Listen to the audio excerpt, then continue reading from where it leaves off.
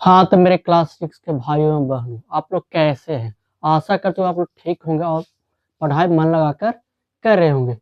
तो हम आप लोग को ज्योग्राफी जो पढ़ा रहे थे, उसी को आज हम आगे बढ़ाते हैं। जो हमने आप लोगों को खगोलीय पिंड के बारे में समझा रखा था, खगोलीय पिंड क्या होता है, और तारा के बारे में भी हमने पढ़कर समझा दिया था आप लोगों को तारा क्या होता है। सो तो आज हम सभी को एक बारीकी से डिफिनेशन देखेंगे और बहुत ही अच्छा समझने की कोशिश करेंगे। तो आइए बिना लेट किए हुए तारा के बारे में समझते हैं। तारा है क्या? सुनेगा, तारा उसे कहेंगे, तारा उस खगोलीय पिंड को कहते हैं जिसका अपने ऊष्मा और प्रकाश दोनों होता है। उसे क्या कहते हैं? उसे हम लोग तारा कहते हैं। तो जैसे भी लिखेगा आप लोग, तारा लिखकर डैश दीजिएगा। जो लिख रहे हैं उसको आप लोग साथ ही साथ लिखेगा। तारा लिखकर आप लोग भी डैश दीजिए। तारा कहते हैं तो किसे? तो लिखेगा तारा लिखकर डैश दीजिएगा।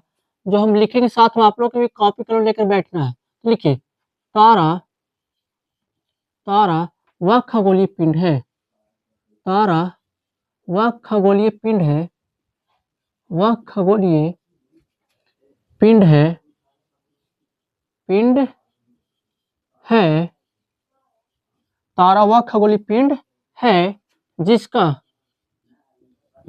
जिसका स्वयं का जिसका स्वयं का ऊष्मा और प्रकाश हो। जिसका स्वयं का और ऊष्मा और प्रकाश हो।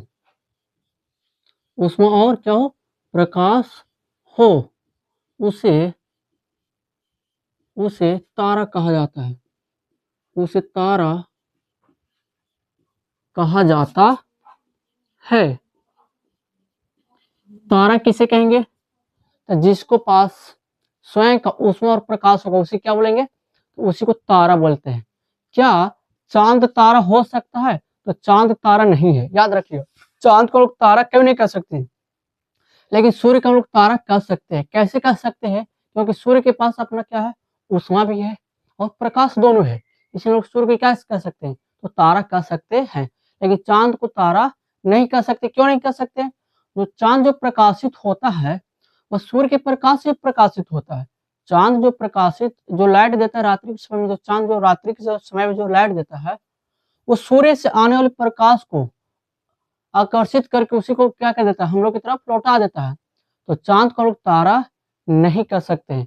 तारा किसे कह सकते हैं? सूर्य को तारा कर सकते हैं। कुछ तारा जो है ना, वो पृथ्वी काफी नजदीक है, जो हम लोग को दिखता है। लेकिन कुछ तारे पृथ्वी से बहुत ही दूर है, जो हम लोग छोटे छोटे दिखाई देते हैं। जिसमें सूर्य एक तारा है, लेकिन पृथ्वी क्या है?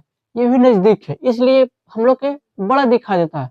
लेकिन कुछ तारा जो सूर्य से बहुत ही ज्यादा दूरी पे है, या पृथ्वी से बहुत ही ज्यादा दूर पे है, वो हम लोग को नहीं दिखाई देता है। दिखाई देता है लेकिन छोटा छोटा दिखाई देता है।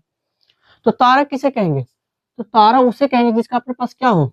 तो स्वयं का ऊष्मा और प्रकाश हो। ऊष्मा को बोलते हैं हीट और प्रकाश बोलते हैं लाइट। ये दोनों जिसके पास अपना होगा उसे क्या कहेंगे? उसी को हम लोग तारा कहेंगे। तो ये तारा हुआ। अब सुनेगा, कुछ तारा जो होता है ना, यहाँ बुक बोला गया है कि कोई तारा सूर्य मतलब कुछ तारा जो है ना, वो सूर्य से भी 300 गुना बड़ा भी अधिक है। कुछ तारा जो है, तो लिखेंगे यहाँ पॉइंट्स में, कुछ तारा ऐसे होते हैं, कुछ तारा ऐसे होते हैं, लिखेंगे साथ में, कुछ तारा ऐसे होते हैं, ऐसे होते हैं जो जो सूर्य से जो सूर्य से जो सूर्य से 300 गुना 300 गुना से अधिक बड़ा है। 300 गुना से अधिक बड़ा है। 300 गुना से अधिक बड़ा है। कुछ तारा इतना बड़ा है जो सूर्य से भी 300 गुना बड़ा है। वैसे भी कुछ तारे हैं, लेकिन कुछ तारे सूर्य जो है ना, नोट में लिखिएगा आप लोग कि जो सूर्य है, सूर्य जो है ना, ये हमारा जो सूर्य, ये सूर्य मध्यम आकार का तारा है। सूर्य मध्यम आकार का तारा है। सूर्य मध्यम आकार का तारा है, यानी कि सूर्य नहीं ज्यादा बड़ा है और नहीं ज्यादा छोटा है, ये मध्यम आकार का है, एकदम बीचों बीच, ज्यादा छोटा भी नहीं है और ये नहीं ज्यादा बड़ा है। ये कैसा है? यह एक मध्यम आकार का तारा है। कौन? तो सूर्य है। या फिर आगे बोला गया बुक में कि कुछ तारे इतना हम लोग से दूर है पृथ्वी से, कुछ तारे पृथ्वी से इतना ज्यादा दूर है कि जो हम लोग के छोटे छोटे दिखाई देते हैं, लेकिन सूर्य भी तारे से इतना बड़ा क्यों दिखाता है? क्योंकि पृथ्वी क्या है? काफी नजदीक है, ये पृथ्वी के थोड़ा बहुत नजदीक है, इसलिए हम लोग क्या होता है, ये बड़ा प्रतीत दिखने में लगता है, ये बड़ा दिखाई देता है। बोला गया है कि तारे का जो आकार है वो अलग अलग होता है। तारे के जो सारा तारे का जो आकार है क्या होता है? सारा तारे का आकार अलग अलग होता है। हमारा सूर्य मध्यम आकार का तारा है। यहाँ बोला गया हमारा जो सूर्य है वो कैसा आकार का तारा है? मध्यम आकार का तारा है, यानी कि इसका मतलब ये है न ज्यादा ये बड़ा है और नहीं ज्यादा छोटा है। और फिर बोला गया कि इसका जो व्यास है पृथ्वी के व्यास से 109 गुना क्या है? बड़ा है। यानी कि सूर्य का व्यास पृथ्वी के व्यास से कितना गुना ज्यादा है? 109 गुना क्या है? तो अधिक है। किसका? तो पृथ्वी, यानी कि पृथ्वी से 109 गुना बड़ा कौन है? तो सूर्य है। यानी कि पृथ्वी से 109 गुना बड़ा कौन है? तो सूर्य है। तो नोट में अगला लिखेगा कि अगला नोट पॉइंट में लिख रहे हैं, लिखिएगा आप लोग साथ में, पृथ्वी से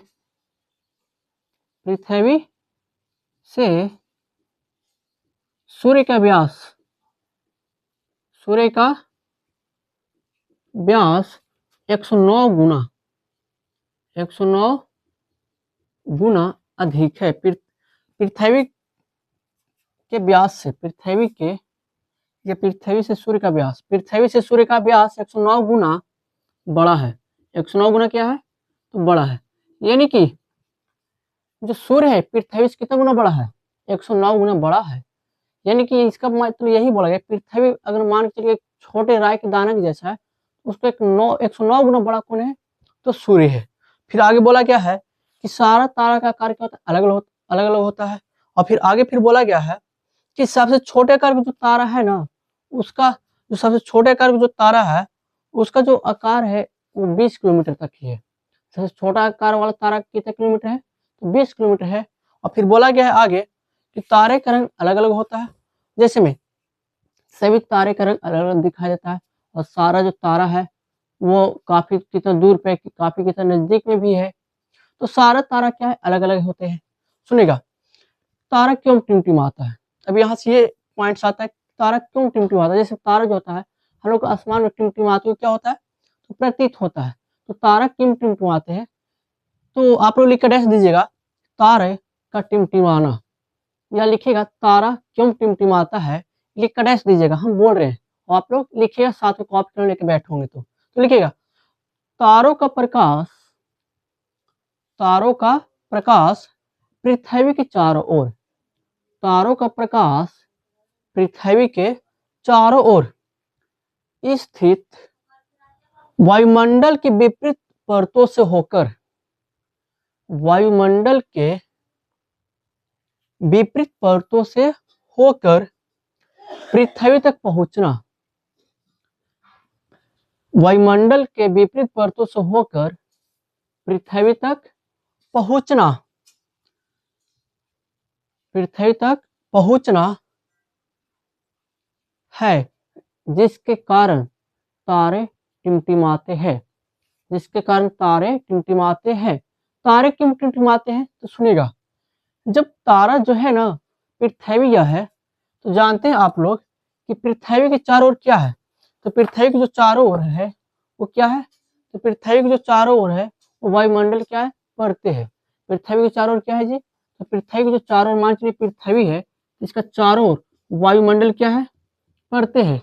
इसे क्या कहा जाता है? कमेंट में बताइएगा, वायुमंडल की परत को क्या बोला जाता है? वायुमंडल की परत को क्या कहा जाता है? ये आंसर आप लोग कमेंट बॉक्स में लिखिएगा जरूर। तो पृथ्वी के चारों ओर वायुमंडल क्या है? या वायु की परतें हैं। इससे जब तारे का प्रकाश जब वायुमंडल के संपर्क में आता है तो कुछ प्रकाश पृथ्वी पर भी आता है, कुछ वहां से लौट जाता है। उसी के कारण क्या होता है? तो तारा टिमटिमाता है। तारा क्यों टिमटिमाते हैं? तो ये बोला जाता है, जब तारे का जो प्रकाश होता है पृथ्वी के वायुमंडल में पड़ती है। जब तारे का प्रकाश पृथ्वी क्या चीज पड़ता है, वायुमंडल पड़ता है, तो कुछ प्रकाश पृथ्वी पर भी आ जाता है, कुछ वहां से लौट भी जाता है। तो इसी घटना को क्या बोला गया, तारे का टिमटिमाना। आगे फिर बोला गया तारामंडल क्या है।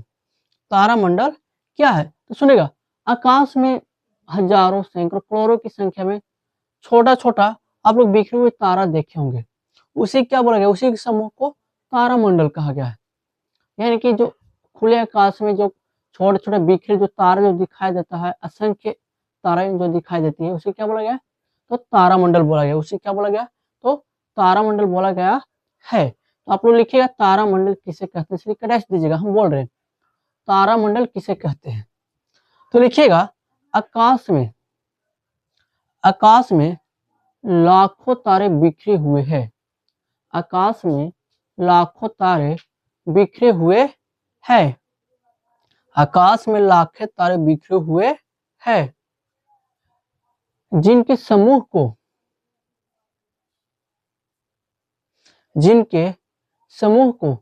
तारामंडल कहा जाता है। जिनके समूह को तारामंडल कहा जाता है। इनके समूह को क्या कहा जाता है, तो तारामंडल कहा जाता है। तो तारामंडल किसे कहते हैं, आप लोग समझ में आया होगा कि तारे के समूह को क्या कहा जाता है, तारामंडल कहते हैं। और सुनिए ध्यान से, ये जो तारामंडल है, ये जो तारा होता है ना, एक मिनट, यह जो तारा होता है ये आसमान में क्या है, तो बिखरे हुए हैं। और सारा जो तारा होता है अलग अलग आकार अलग अलग रंग के भी होते हैं, और इसी को क्या बोला गया है, इसी को तारामंडल बोला गया है। अब सुनिएगा आगे अगर देखा जाए तो सप्तर्षि तारा आया है। सप्तर्षि तारा क्या है, इसके बारे में पहले हम समझाते हैं आप लोगों को कि सप्तर्षि तारा क्या है। सुनिएगा ध्यान से, सप्तर्षि तारा जो होता है ना, उस 7 तारा का समूह होता है। 7 तारे के समूह को क्या बोला जाएगा, तो सप्तर्षि तारा कहा जाता है। 7 तारे के समूह क्या कहा जाएगा, तो 7 तारे के समूह को सप्तर्षि तारा कहा जाएगा। और ये सप्तर्षि तारा 7 तारे के समूह ही होता है, 8 तारे इसमें कभी नहीं होगा। जो सप्तर्षि तारा है ना, वो 7 तारा के समूह होता है। तो आप लोग लिख कर दे दीजिएगा सप्तर्षि तारा। सप्तर्षि तारा, सप्तर्षि तारा लिख कर दे दीजिएगा आप लोग। लिखिएगा 7 तारे के समूह को, 7 तारे के समूह को, 7 तारे की समूह को सप्तर्षि तारा कहा जाता है। 7 तारे के समूह क्या कहा जाएगा, सप्तर्षि तारा। 7 तारे के समूह को सप्तर्षि तारा कहा जाता है। सप्तर्षि तारा कहा जाता है। सुनिएगा यहाँ हेडिंग में पता है सप्तर्षि, सप्त किसका होता है, 7। सप्त किसका होता है, 7। 7 तारे की समूह क्या बोला जाएगा, तो सप्तर्षि तारा कहा जाएगा। सप्तर्षि तारा ऐसे दिखता है, जो सप्तर्षि तारा होता है ना, वो कुछ इस तरीके से दिखता है। एक तारा यहाँ होगा, दूसरा तारा यहाँ होगा, तीसरा तारा यहाँ होगा, और चौथा तारा यहाँ होगा, 5वां यहाँ होगा, 6ठा इधर होगा, और 7वां इधर होगा। इसे क्या बोला गया, सप्तर्षि तारा। ये क्या है, 7 तारे के समूह है कि नहीं, तो 7 तारे के समूह के क्या बोला जाएगा, तो सप्तर्षि तारा कहा जाता है। 7 तारे के समूह, जैसे 1 2 3 और 4 7, तो 7 तारे का समूह हुआ कि नहीं, तो 7 तारे के समूह को तो सप्तर्षि तारा कहा जाता है। और फिर बोला गया है यहाँ के आगे कि इस तारामंडल के शीर्ष पर 2 तारे स्थित होते हैं। इस तारामंडल के शीर्ष पर कितने तारे स्थित होते हैं, 2 तारे स्थित होता है। इसे संकेतक कहा जाता है। इसे क्या कहा जाता है, संकेतक कहा जाता है, क्योंकि ये तारे हमेशा ये ध्रुव तारे की ओर संकेत करते हैं। ध्रुव तारे आकाश में सबसे चमकदार होते हैं। आकाश में सबसे चमकदार तारा कौन होती है, तो ध्रुव तारा। तो नोट में लिखिएगा आप लोग, आकाश में सबसे चमकदार तारा ध्रुव तारा है। आकाश में सबसे चमकदार तारा ध्रुव तारा है। आकाश में सबसे चमकदार तारा कौन है, तो ध्रुव तारा है। यहां तक आप लोग लिख लिए। अब यहां से हम लोग, और सुनेगा, जो सप्तर्षि तारा जो है ना, ये हमेशा उत्तर की दिशा में दिखता है। जो सप्तर्षि तारा है ये हमेशा उत्तर की दिशा में दिखता है, यानी कि सप्तर्षि तारा हमेशा किस दिशा में दिखाई देगा, उत्तर के डायरेक्शन में दिखाई देगा आसमान में। तो नोट लिखिएगा आप लोग, सप्तर्षि तारा हमेशा, सब दिन के लिए, हमेशा के लिए सप्तर्षि तारा हमेशा उत्तर की दिशा में दिखाई देता है। सप्तर्षि तारा हमेशा उत्तर की दिशा में दिखाई देता है। यहां तक लिख लिए। अब यहां से आप लोग सौर मंडल पढ़ना, सूर्य क्या होते, ग्रह के बारे में पढ़ेंगे हम लोग। तो आज के लिए यहीं तक क्लास रहने दिया जाए, आगे क्लास आप लोग के अगला क्लास में बताया जाएगा अगले दिन में। तो आप लोग यह क्लास कैसा लगा कमेंट बॉक्स में जरूर बताइएगा।